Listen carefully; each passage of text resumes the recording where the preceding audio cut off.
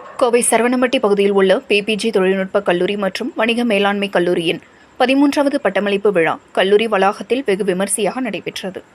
கோவை சரவணம்பட்டி பகுதியில் உள்ள பிபிஜி கல்வி குழுமங்களின் ஒரு அங்கமான பிபிஜி தொழில்நுட்ப கல்லூரி மற்றும் வணிக மேலாண்மை கல்லூரி பட்டமளிப்பு விழா பிபிஜி கல்லூரி அரங்கில் நடைபெற்றது.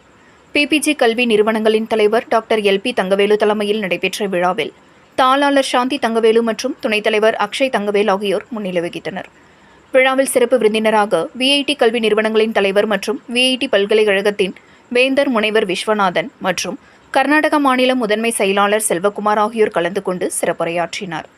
முன்னதாக விழாவில் பேசிய மருத்துவர் தங்கவேலு, கல்லூரி படிப்பை முடித்து செல்லும் மாணவர்கள் தாங்கள் துறை சார்ந்த திறன்களை வளர்த்திக் கொள்ள வேண்டும் என குறிப்பிட்டார்.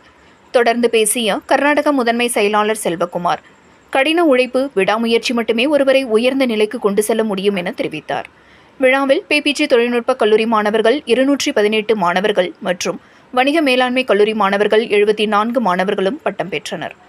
தொடர்ந்து அண்ணா பல்கலைக்கழக தரவரிசையில் இடம் பிடித்த மாணவர்களுக்கு தங்கப் பதக்கங்களை சிறப்பு விருந்தினர் முனைவர் விஸ்வநாதன் வழங்கினார்.